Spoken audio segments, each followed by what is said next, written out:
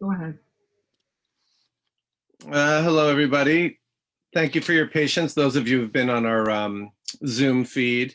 And for those of you tuning in on Facebook right now, we just went live. We're in the third day of the Social Vision conferences. Today's conference is dedicated to the ideas of social justice and spirituality. So it should be very interesting. It would be more interesting if the panelists for our 1 p.m. panel were here. Although I've been known to tell a few good jokes in the meantime. So a rabbi walks into a deli with a salami under one hand and a chihuahua under the other. Okay, that's bad. But what I'd like to say while we're waiting is that if you haven't caught up with the last 2 days of the conference, Monday was our day on environmentalism, and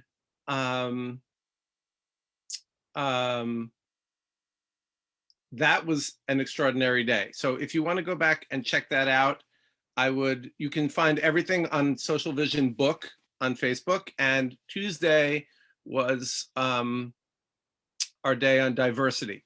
And that was a pretty interesting conversation too. And if this is your first time tuning into the Social Vision Conference, what we're talking about here is based on a book that was written by myself, Michael Wexler, my father, Philip Wexler, and the what I like to call the Jewish mystical scholar, Eli Rubin. And really what the book talks about is, what we're exploring in the book is, what do Jewish mystical and spiritual ideas, what can they inform us? What can they teach us about, or what can they give us clues to about the future of society?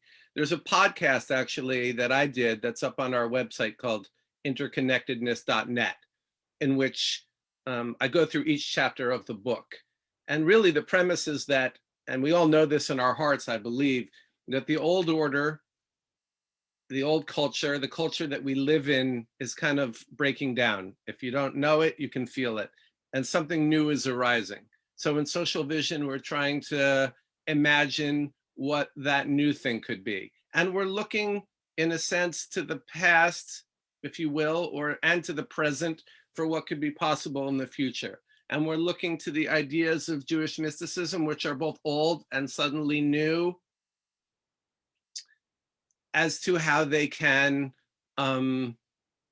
possibly inform the future.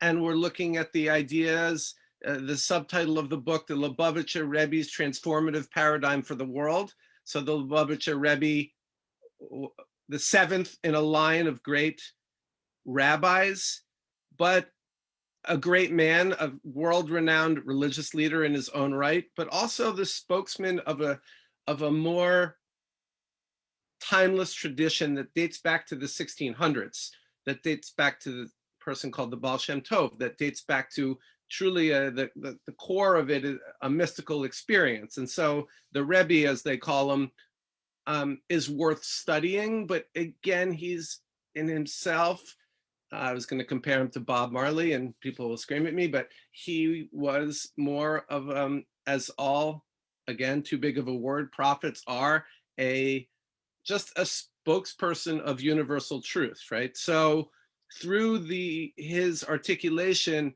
of the worldview of Jewish mysticism, what could that offer us for the future? And so through that lens, we're looking at different things every day this week. What is Jewish mysticism, Kabbalah, Jewish spirituality, Hasidism, Judaism, call it any name you will. What does it have to say? The Rebbe, the Lubavitcher Rebbe, you can call it a million names. What does it have to say about environmentalism or spiritual ecology? What is spiritual ecology? How is environmentalism spiritual? What does it have to say about diversity? What could diversity look like in the future if informed by a different way of looking at the world?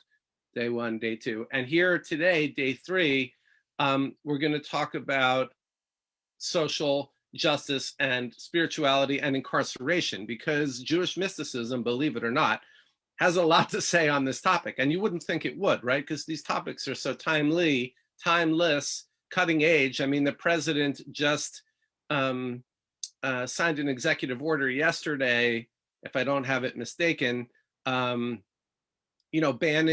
the privatization of prisons. So we're right on point here. It's actually uncanny and strange. And so I see some people popping on shortly, but until they get on, I'll just tell you what the day, right now, we're going to be talking about what's called a paradigm shift in warehousing human beings, which is a title I love, 1 to 2 p.m. 3 to 4 p.m. is going to be living Hasidism in the quote unquote real world. That should be interesting. How do you live a different way of life inside of this world? My writing partner and I, and I'm probably droning on, but what else do I have to do? John Hume, we wrote a few books together. We would always talk about playing a different game on the same game board, right? So we're on this planet, we're in this world, we're in these societies. We can't help that. We can't hit the eject button and go to Mars quite yet. My sister is working on that. But so how can we play a different game inside of this game board? So we'll talk about that at 3 o'clock. And then at 4:15, the one perhaps I'm most excited about, especially since no one's here right now except me for the first panel, is called Socio-Mystical Justice and Incarceration. So this idea of mystical justice, bringing mysticism into the realm of justice, is a very, very interesting notion. In the book Social Vision, which is the progenitor, if you will, of this conference, the Lubavitcher Rebbe, again, the spokesperson of Kabbalah and Jewish mysticism, really talks about how if a person is incarcerated, it is very much against the beliefs of Jewish mysticism, because unless that person is still given the opportunity to fulfill his or her destiny. So without a very different formulation of prisons, that's not going to be possible. I see one of our panelists joining us at this time. Is that Rabbi Lipskar? Yes, it is. Oh, we can hear you. Excellent. And I think we're still working on our other panelist, Sam Burston. Yes. Okay, he might be in LA, in the Hollywood Hills, having a Mai Tai and talking to high-profile clients. But we'll give him a pass for a few more minutes. But while I have you, why don't we get started? Sure. Okay, great. So I'm going to introduce you for a brief moment, if you don't mind.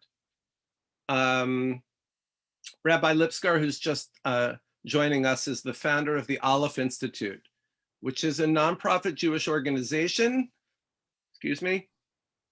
dedicated, I have to read from my notes, I apologize, because at my age, memory starts to go, dedicating to assisting and caring for the well-being of members of isolated populations, such as US military personnel, prisoners, and people institutionalized or at risk of incarceration due to mental illness or addiction. In addition, Rabbi Lipskar has been an emissary in Miami for the Lubavitcher Rebbe since 1968, where he founded the Landau Yeshiva Center, the Shul of Bal Harbor, AKA the Shul, and the Educational Academy for the Elderly. Rabbi Lipskar has created alternative punishment philosophies and developed unique educational opportunities for the general public in the field of treatment of, it says here, closed populations. Maybe we could call it marginalized populations. And it's very interesting work. It's not just incarceration per se. Social justice is a better word. And on that note, I'll let Rabbi Lipskar tell us a little bit about what it is that he's doing and what it is that he might want to say about this fascinating title, which I wrote the titles, the rough drafts, which were inadequate, but our title today, A Paradigm Shift in the Warehousing of Human Beings. Rabbi Lipskar.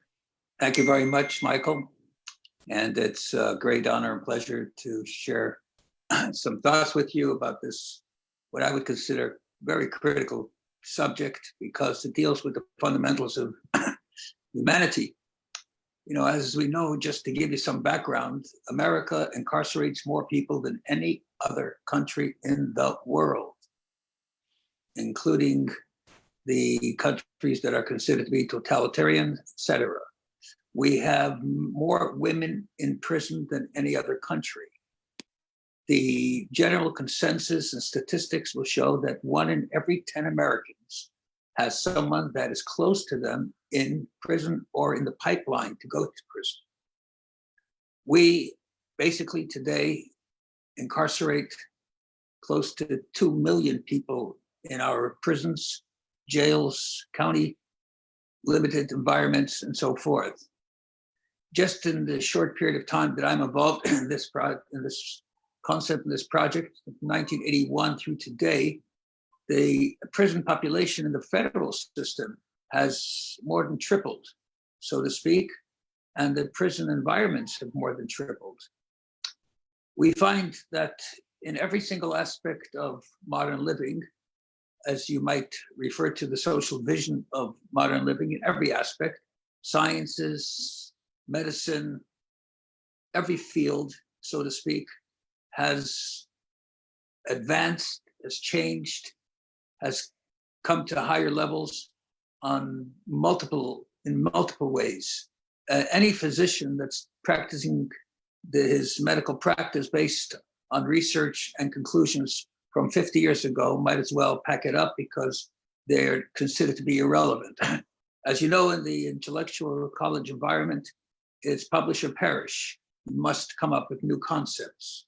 Yet, in this field, in the prison environment, or in the area of punitive measures that America has in its arsenal of dealing with various levels of crime, white-collar crime, violent crime, etc., in that particular environment, though the spaces may have changed somewhat, so that most of the prisons are air-conditioned and they have better heating systems and they have more efficient ways of delivering food, particularly when you have to deliver 20,000 meals a day in some prison environments.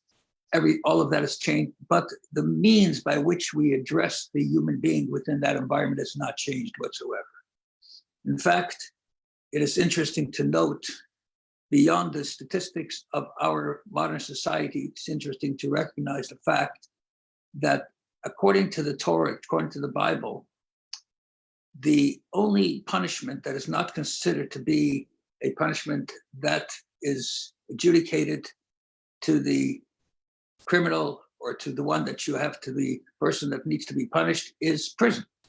You have, from the one extreme to the other, you have capital punishment, you have corporal punishment, you have financial punishments, and in some cases you have environments where a person has to escape, but that's generally to protect themselves, such as cities of refuge, where a person is guilty of manslaughter, and to protect him against those of the family that would seek to revenge that death, that wrongful death.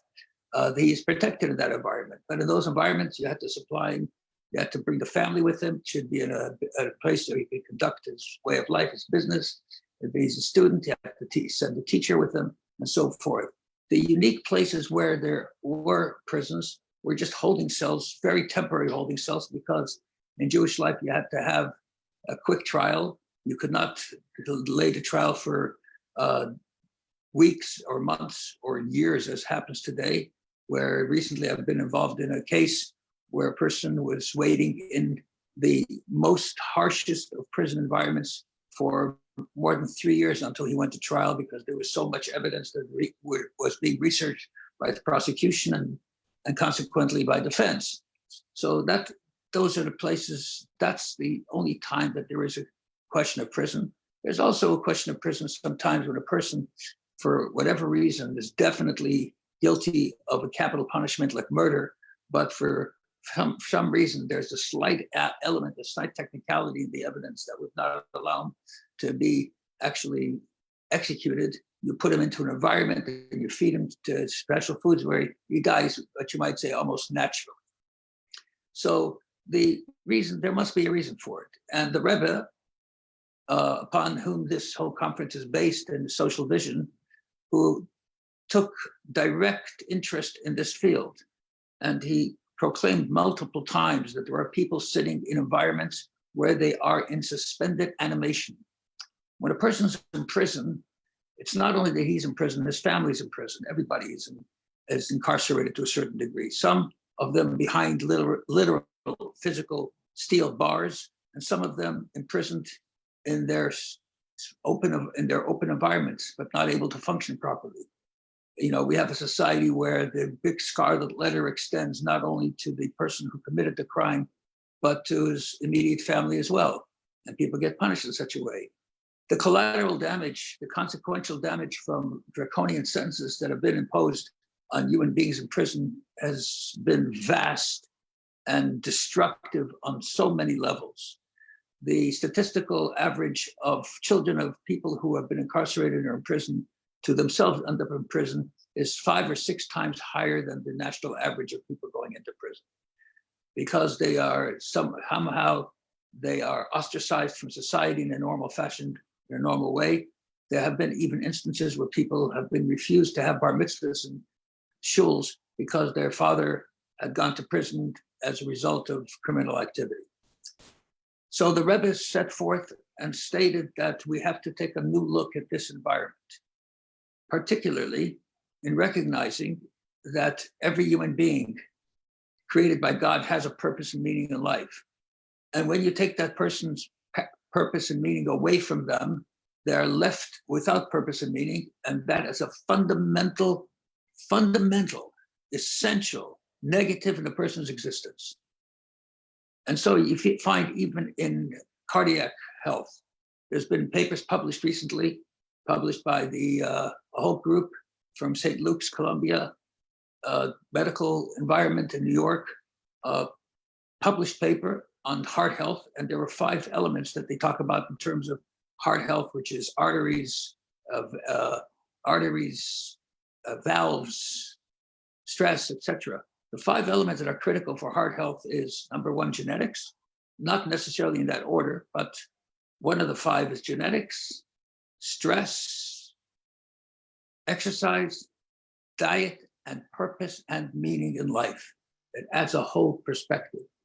Just to give you an example of what I mean by lose their reason for living, I'll give you you might say, a non-official study that I did myself over the years in prison environments, but I came to certain conclusions as a result of which, and then a practical application of that.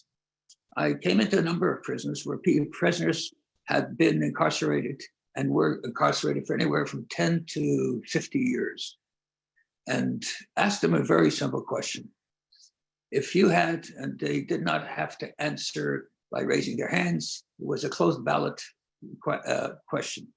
I said, just mark it. If you had an opportunity, I'd give you a chance to go to sleep today, and you would definitely wake up at the time that is intended. And you could wake up at the end of your sentence, whether you went to sleep for 10 years or 20 years or 30 years or 40 years. And at the end of your sentence, there would be 100% guarantee that you would wake up. The same kind of guarantee that would make sure that you lived until that, nobody knows they're going to live for 10 years. But the same level of guarantee that you would live for 10 years, you will have a guarantee that you will wake up for 10 years. Would you rather stay here for the next 10 years and do whatever you're doing, or even different than what you're doing in this environment with the limitations that you have? Or would you rather go to sleep now for that period of time and wake up? Out of 20 people, 19 said they would rather go to sleep. Which tells you sleep, which means I'd rather die for the 19 years or for the 20 years or for 10 years or for 40 years than stay alive, because there was no purpose in living. So the only person that time is a negative, not a virtue, is people in prison. To them, time is the worst thing that they face. And in fact, when people are in prison, they call them doing time, which means what you're doing is taking away your time. You're doing time. It doesn't say doing punishment and doing retribution. It's doing time. Now, take that element in the human experience It's simply inhuman. And that's why the Torah does not allow that kind of punishment to take place. It's an inhuman kind of punishment. And you might think that after hundreds of years of sustaining that kind of punishment in a free, developed, advanced society, where within the last few years, you can go from one end of the world to the other telephonically in a second or a nanosecond, and you can reach the outer reaches of Mars and so forth, and you're able to enter into the fundamentals of the human psyche on most levels, and to still what we call warehouse human beings like in boxes. You put them in a box and you're in, like you walk into these big fulfillment centers, and if you want a television that's so sized, you go, this is in A16, this is in Z24. You walk into a prison, and just like, I'm not comparing prisons to the Nazis, but people are not referred to as names, they're referred to as numbers. When I walk in to visit somebody and I give them the name, they say, I'm sorry, what's his number? Without the number, you can't see him. So people become numbers. You know what numbers are. Ask the Nazis why they gave people numbers instead of names. It takes away your human identity. You turn them into an object. And in the human being, an object worse than you can imagine, because the mind cannot stop working. You can stop your feelings. You can desensitize. You can, so to speak, stop your behavior, your actions when you sit on your hands, or you have cuffs on your hands, or you're locked away in a 2x4 cell, so to speak, in isolation, which is not an uncommon way of punishing a person, particularly during this COVID crisis, where people who generally were in lighter environments, but people were actually locked into their cells for 24/7 because of the COVID, that we take it out one at a time. It's an unnatural way. And this is not a political situation, or this is not Republicans or Democrats. This is a system that nobody paid attention to, because these were the last people you want to pay attention to. Put them in jail and forget about it. They deserve to be there. And most people, when you ask them, they say they deserve to be there. But what happens with their children? So I said I would give you an example of what it means to be dead and alive at the same time, to be physically existing, your heart is beating, your brain is operating, but there's no humanness in you. So there's this, I go into prisons very often, and I work with prison populations often. I used to travel more, but right now we have so many prisons. We have, thank God, a large staff that deals with this. And we supply programming for prisons, for people in prison, to at least to give them some meaning. So this mother was complaining that her teenage son was not listening to her at all. She was skipping school. He was coming in any time of the night he wanted, and she's causing her deep anguish in her life. And she wants his father to say something to him. And they would come to visit either every second Sunday or every third Sunday. They would come to visit during visiting time. Visiting time is in a visiting room where you walk in, you have a space where you're seated, you come in at a certain time, you stand in line, the families have to stand in line, whether it's hot or cold, waiting for their time to get in, because not everybody can come in at a time. During COVID, they closed off all visitations. So for almost a year, people have not even seen any of their loved ones, not have any, and they limit their contact as well, because they can't come out together. They have to come out one at a time. Everything changes. You can imagine COVID outside of prison. So now you can multiply it infinitely by what takes place with COVID inside of prison. So that's the way they guessing. And also there's rules. What the guests can wear. You can give a person a peck on the cheek, but you can't give them a real kiss, even husband and wife, And you imagine there's a guard standing there, and if the husband and wife, they kiss a little bit too intimately, the guard will come up there like standing in the middle of your bedroom and say, hey, you can't do that. It's an intrusion of humanness in the deepest levels in any case. So that's the kind of that's kind of a visiting space that there is, with all kinds of limitations. And the way you address, sit, stand, so forth. And this is, I've been to other countries. There are countries that are even worse in visiting time. But let's just we're talking about America right now. So the mother comes in with the son, and the father is supposed to, so to speak, read him the riot act. But of course, can't read him the riot act completely, because he's come in one that he calls him from time to time. And the kid has become a virtual, you might say, problem, a delinquent, a serious delinquent, where the option, instead of the father speaking to him, would be to call the police department. And the father and the mother asks me, and the father also asks me to please be there at that time so I could help along and maybe counseling them and how to deal with this situation and helping this discussion, like a counseling session, you might say. The father starts to speak to the son. He says to him, my dear son, I want you to know, mom is alone. He says to the father, Dad, just listen to me. I want you to shut your mouth right now. Don't ever mention a word of that to me. The next time I hear you talk to me about what I do, what I don't do, not only will I not come to visit you anymore, I'm taking you off my call list. If you take the name off the call list, the person should not call you. And the father turns white. And according to some opinions, embarrassing someone is like killing them, that your blood drains from the face and you want to just go into the ground. The father just sat there, and I looked at his face, and he would have rather been dead at that moment. He was a father, but he was no father. He had a responsibility. We couldn't fulfill the responsibility. And he was sitting next to his son, across from his son, and his son says, Dad, shut your mouth, and I don't want to ever hear that again from you. Now, what does that make a person feel like?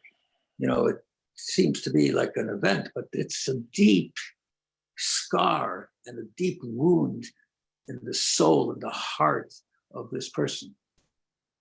It's interesting. Most judges have never been to prison. They don't know what a prison is like. There are some compassionate judges.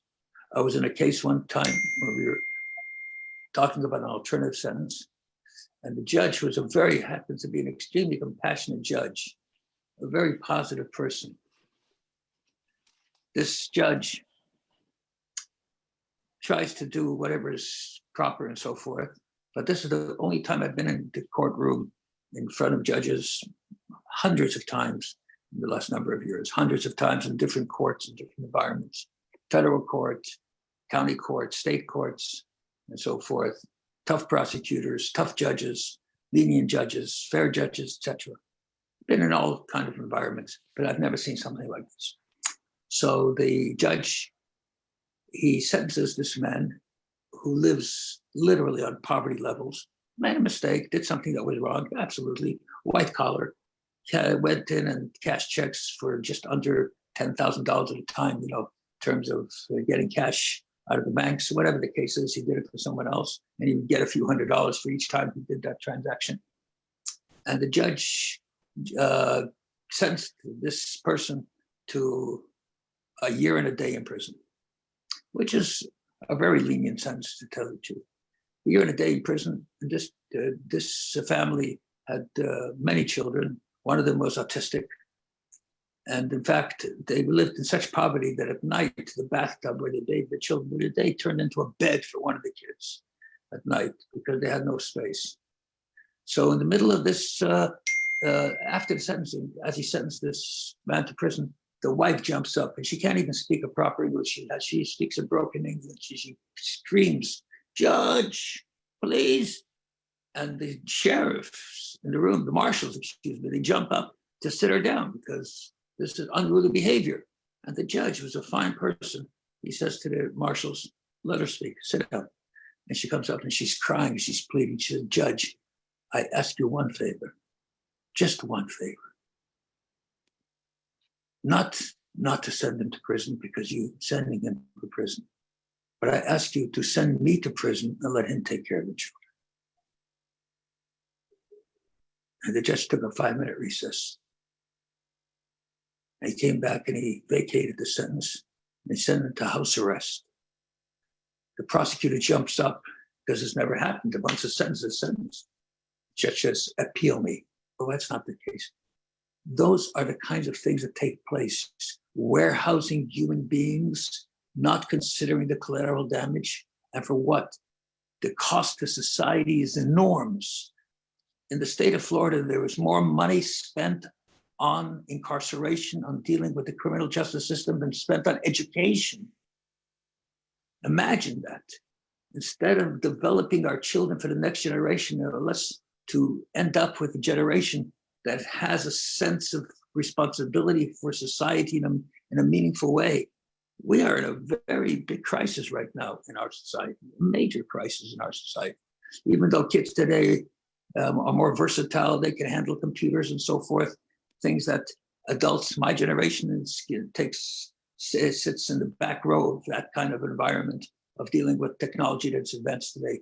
But in terms of this, a sense of entitlement, of selfishness, and so forth, it's unprecedented. Education is now a means to make a living, not a means to create a human being. And that's a whole different area that has to be addressed. So today, the Rebbe said that since we do have prisons, we need to do something about it. So our program was established and encouraged on a constant basis with tremendous encouragement by the Lubavitcher Rebbe, saying, let's go into those places and give these people meaning and start to deal with their families in a normal fashion. Make sure their children are able to go to camps, day camps, overnight camps. Make sure that they have a sense of spiritual benefits and spiritual foundations, because that's critical. It's not only critical to use, as I said, work, education to make a living. I had a friend of mine passed away who was a dean of a medical school. He was in charge of curriculum. And one day he lamented to me. He said, when he was in school and he was going to medicine, you went to practice medicine because of wanting to help human beings, of the science of it and so forth. He said, I'm so worried because more and more of the young doctors are coming in and the areas of specialization that they want to take, where can you make more money? It's as simple as that. Now you can't, it's not a wrong thing to make money. Our society is built on that.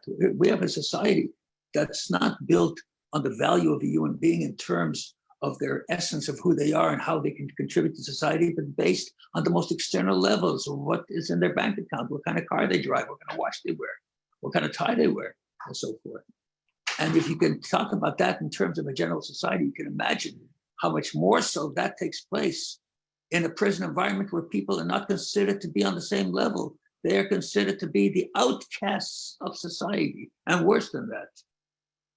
In Jewish life, when a person commits some malfeasance and gets punished for it, radical punishment, gets lashes, gets corporal punishment, or he is sold into servitude in order to make money to pay back the victim.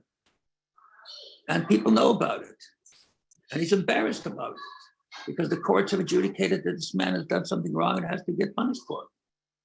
But when he finishes his period of punishment after his lashings or after he finishes his servitude, under those circumstances, it says that you must never even remind him of the past. He becomes your brother like before.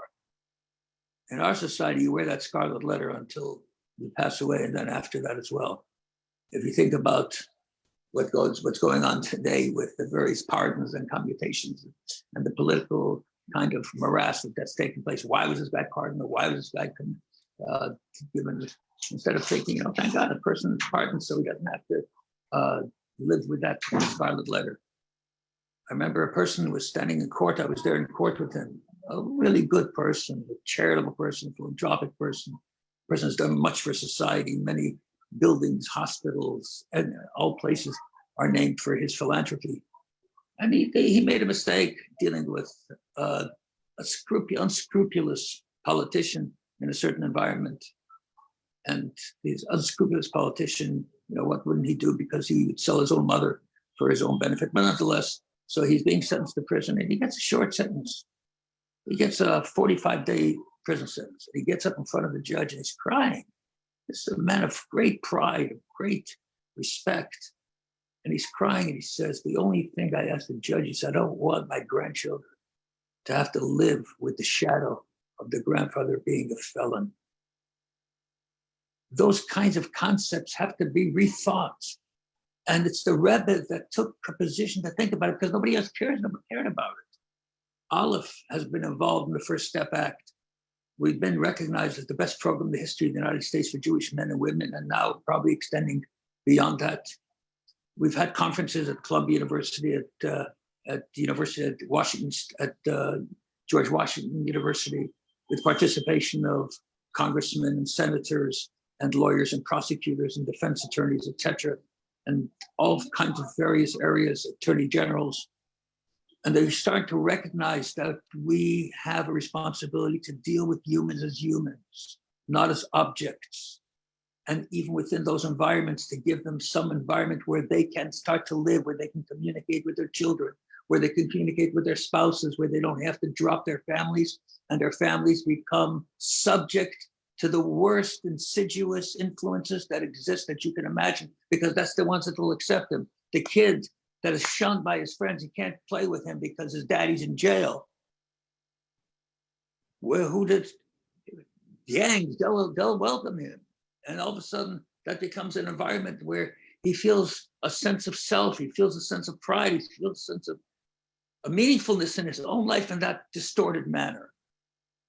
It takes place constantly. I can tell you stories that are so horrific, that are so emotionally destructive, that you can never imagine such a thing would happen. But they do happen. And we're not told about it because they don't make the news, because they are involved with a segment of society that most people could care less about. It's only recently that it's come a little bit to the forefront of dealing with these matters, with these issues. And it's the Rebbe's ideas, it's the Rebbe's, so to speak, prodding and pushing and encouraging that brought this to the forefront. The only reason I got involved in it was when I heard the Rebbe speak in 1980. And the Rebbe spoke, it was actually 1981. The Rebbe said, he talked about prison, he says, I don't understand. He said, it's something beyond my rationality. I've spoken about it many times. He said, you go out in the street and you try to search for a person that you can help, that you can deal with, that you can give them some spiritual foundation and so for spiritual meaning in life. And he says, there are hundreds and thousands of people sitting in these environments waiting for someone to come to teach them, someone to come to make them feel proper. Some of the most impactful influences that I've had in the prison environment was Hanukkah, when I would come in and bring my children to be with the children of the prisoners, and the prisoners wouldn't understand. I said, what are you doing here? Who sent you here? What's your objective? I said, you're my brothers, you're my family. You're a fellow human being, you're a fellow Jew. You're a fellow human that God created. Of course I'm here for you. There's no reason why not to be here for you. Of course, it takes a little bit of humility. It takes a sense of purpose. It takes a faith in God Almighty and what he has done in this world. Another very important factor that the Rebbe said, that when he talked about prisoners, was very interesting. I brought a group of prisoners. At some point in the 90s, the late 80s and 90s, we got permission to take people out of prison from various environments and train them how to be, so to speak, lay leaders of spirituality in their environments, because many prisons are outside of populated areas where there are no rabbis that can come, except for long drives, long trips away. I've taken trips to prisons and we had to fly with a single engine plane from one place to another just to cover the 2 or 3 prisons in one day. And these prisons, so we thought, let's train these people to be able to know the fundamentals, how to pray, what to pray, how to conduct your Shabbat service, how to study Torah. They know nothing about it. And so we would take out people. They would let us take out people. We took out an average of 20 people about 21 times. They stopped the program for various reasons, had nothing to do with us. It had to do with other programs that were going on at the same time, that those programs were utilizing these prisoners for the benefit of their own society. They would paint their churches, they would do other factors. Our program was to benefit the prisons themselves. It was nothing to do with our society. So we took out this group of prisoners, and it was very interesting that the Rebbe gave talks during that period of time, public talks where thousands of people would come. In order, on Saturday, when you can't use a microphone, in order to be able to hear the Rebbe, people would come early in the morning to try to get a seat as close as possible so they would hear the Rebbe. And there was a giant space, giant room, people standing in the back. So because we brought these people, 20 of them actually, it was a Saturday, and we had a program for them. They couldn't sit in one place, they wouldn't, because they didn't feel that kind of value in what the Rebbe had said, and they didn't understand the Rebbe's language in any case. So we couldn't have them sit there from early in the morning and grab a seat. So we had a group of students sit around a table and a half where these 20 people could fit into while they were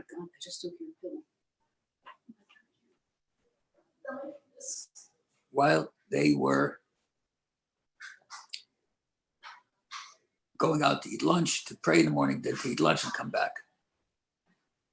When they would come back, these students would leave their place and they would sit in their place. Just before the Rebbe was supposed to come out to speak, which was in a precise time, the Rebbe's secretary came down to look for me. And he said to me that the Rebbe is waiting to come down to make sure that these men do not sit together, because if they sat together in one area, they looked different. They didn't have beards. They didn't look at the rest of the Hasidim. Most people have beards. They would ask, who are these people? And they would tell them they are prisoners, and they might get embarrassed. So to make sure they sit all around the room, the sensitivity to that level. And so that's just a perspective that I'll just open a little bit of sharing with you. Well, just a little bit of sharing. That I have some questions, but wow, it's a lot to digest. Rabbi, thank you. That was really a moving piece of oratory. Let's see if we have Sam Burston with us. If he has arrived on the scene. Great. You're going to be you'll be in for a treat. Is, no, seriously, he was recognized at some point because of various cases that he had in one of the most prestigious magazines in Germany as the #1 lawyer in the world. He's really a very special mind in legal matters and humanitarian aspects as well. I agree, and in doing a little research on him, definitely a colorful character and fascinating. Do we have we been able to locate Sam? I saw him for a moment. I'm afraid not. He came in and then he dropped off. He's not on in the webinar right now. Okay. Have we been able to reach him back, or I guess not? No. Unfortunately not. Okay, well, we don't have Sam at the moment. He's been in and out. Maybe he'll come back. Geez, maybe I'll ask a question or two, and then let's see if we have any questions in the Q&A from those participants who are watching. I guess the most interesting thing that well, there were many. The story about rather to go to sleep than to do this time is pretty profound little survey, if you will. But I guess what I want to ask about is the fascinating point you made, and you tied it to the cardiac analogy that purpose and meaning in life was one of the 5 indicators of health. And I think that's something that everyone can relate to. And the question is that I have for you is, and I know this is the work you're doing, but is it possible within the existing system to provide that? Is it possible inside the warehouse, or I know you said the air conditioning might be better, the food's a little better, maybe your bed's a little softer, but is there any way inside the current paradigm to re-imbue that meaning or purpose or some sense of value and worth? Or do we really have to do, as we call in writing, a page 1 rewrite? Do we have to start from the ground up? Do we have to throw out everything, which is easier said than done? Well, to give you a very short synopsis answer, because it's a loaded question on multiple levels. But, there are different types of criminals. When you have violent people that are literally a danger to society, terms of health and welfare. We have no other ways of dealing with them except locking them up.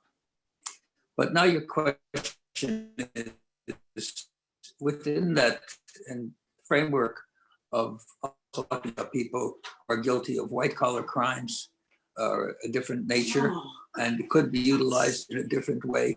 Excuse me for 1 second. Sure. Just excuse me. No problem.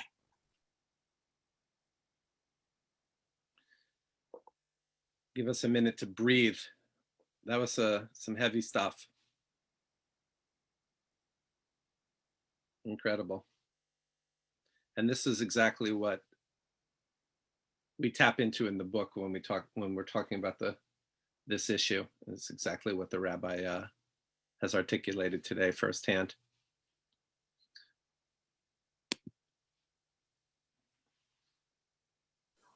Okay, but these draconian sentences that throw people into prison, again, cost of society is enormous. It does have to have a rewrite. Maybe not from page 1, but definitely from page 2. But what I mean to say is, in a prison, if you turned the prison into an educational environment, and you turned the prison into an opportunity for people to study, if you created environments where the person could interact with their families on a regular basis in a healthy fashion, where there would be a possibility for conjugal visits, that people do not refrain from sexual activity in a prison because they don't have their wives there.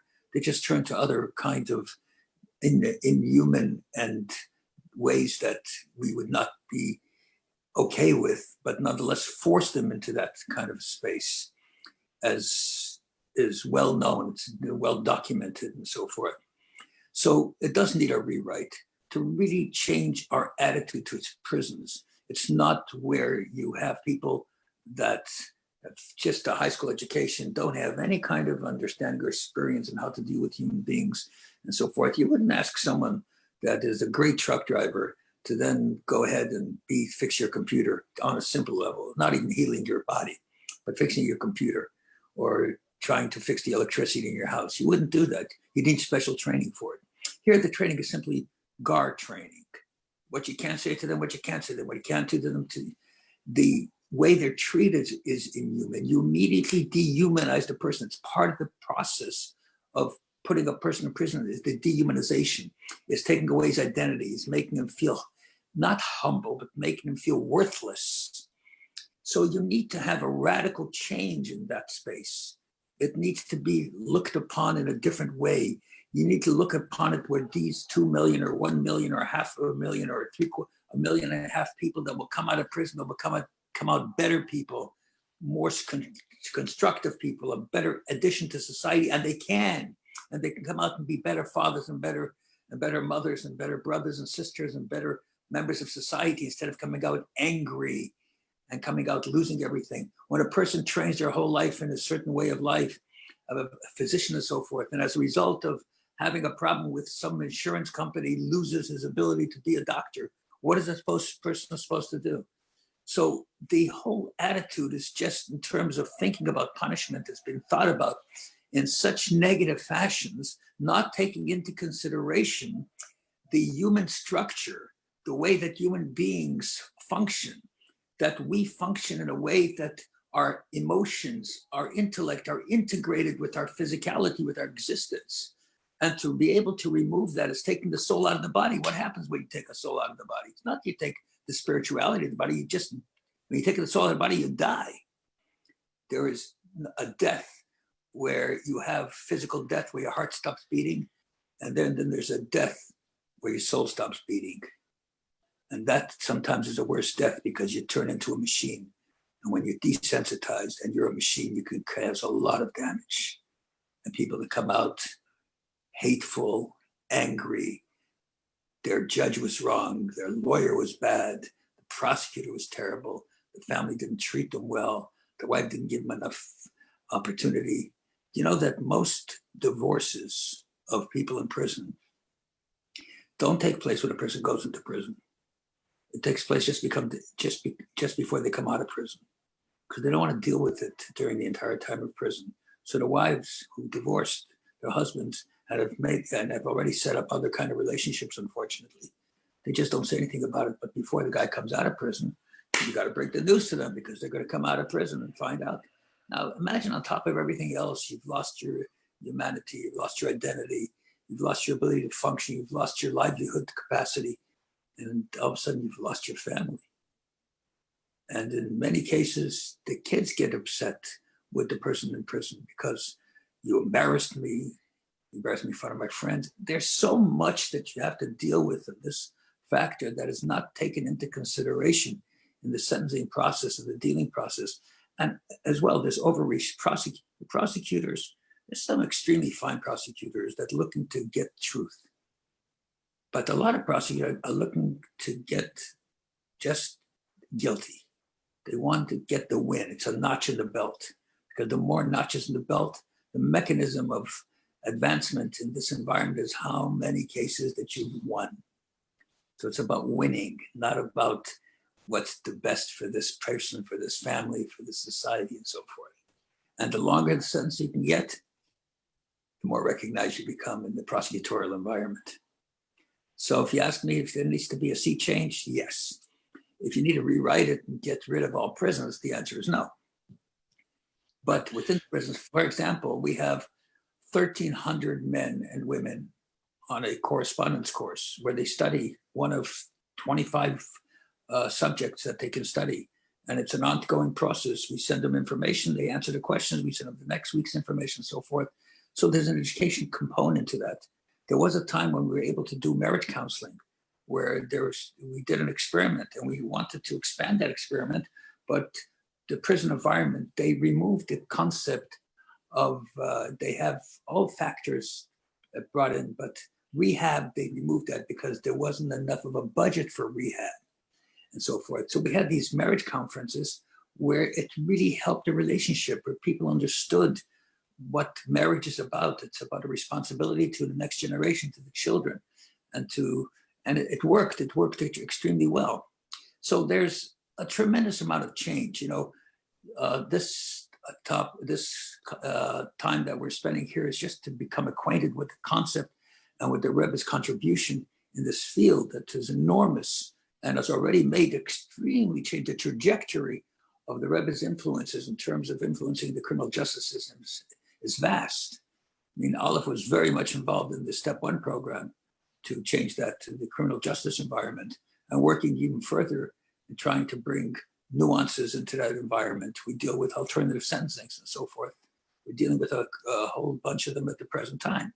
Imagine someone who has skills. In one instance, without mentioning names, a person had said that he would individually, with a group that he would put together, and he had the material wherewithal, he had the wealth, he had the knowledge, he was a brilliant person, a brilliant statistician, a brilliant implementer. And he said he would handle homelessness in one of the major cities in America, whether it's Los Angeles or New York or Miami or Chicago. He would handle all homelessness and would take them off the streets. And they sent him to prison instead. Doesn't make sense, because prison becomes the default position for punishing somebody, which needs to change. Yes. Well said. We're getting towards our time limit here, but since we started a little bit later, I did want to take at least one question from the Q&A, Rabbi, if that's okay with you, from one of our viewers. The question is, what specific policy changes are you hoping to see from the new administration? What policies would be most helpful and effective for the largest swath of the incarcerated population? Number one, I think we would need to address the prosecutorial process, that we're looking to not only punish the person, but to benefit society and benefiting the person and their families. I would look at a different attitude within the prison environment to give emphasis for spiritual, intellectual, emotional development within that environment, to remove the stigma of people coming in there and being lost to society in every level. I would like for them to remove the continuing scarlet letter of felon after they've fulfilled their punishment to whatever degree there is. I would place extra resources to be able to deal with the families of prisoners, because they are the ones most at risk, and you can't even imagine how much. And again, I don't want to take more time, it would take a long time to talk about that, but you talk about horrific kinds of consequences that take place in that environment. So there's such a vast array. For beginnings, I would remove these draconian sentences. Sending people to prison for 20, 30, 40, 50 years is just the worst thing that one can imagine. I would give more attention to how we're going to deal with the families of prisoners, directly and indirectly. The families directly and indirectly through the person in prison. I would add educational programming, that there are so many organizations that would be willing and open to come into the prisons and dealing with it. But again, that has to be something that starts from the top. So I could continue, but let's just leave that. If that happens, that'd be great. Well, good suggestions. And I think on that note, we'll leave it at that. I did want to read something very quickly that we can, that I saw on your website that I thought might be something we could close on a quote from the Rebbe to incarcerated persons. It's kind of a paraphrase. I'm sure you're familiar with it, but I wanted to read it because I think it applies to everybody, incarcerated or not. When a person finds himself in a situation of quote unquote after sunset, when the light of day has given light to gloom and darkness, one must not despair. It is necessary to fortify oneself with complete trust in God. The darkness is only temporary, and it will soon be superseded by a bright light. Even a little light dispels a great deal of darkness. How much more so a light that steadily grows in intensity. So to end on a hopeful note, thank you so much for joining us. My phone here is blowing up on silent saying, who is this guy? He's amazing. And this rabbi is inspiring. And thank you so much for joining us today. That was really exceptional. And I'm sure the ripples will continue forward. So thanks for being with us. And just to end my perspective, the real thanks comes to the Rebbe, who has directed us and has had the vision of making sure that every single human being is a valuable creation of God. Well said. Thank you, Rabbi. Thank you for being with us. All the best. God bless you. God bless. Well, what can you say after that? I guess I'll take one moment just to tell those of us who are still here and those of us who've been watching, we went a little bit over, but not much. We didn't have our second panelist today, Sam Burston. If we can get him back for another panel, we will, but sometimes things happen just the way they were supposed to.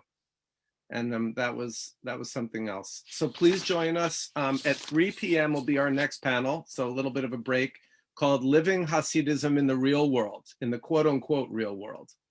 That'll be interesting at 3 o'clock. At 4:15 p.m., I'm very much looking forward to our finale of the day, Socio-Mystical Justice and Incarceration, where I guess we'll get into what socio-mystical justice could even mean.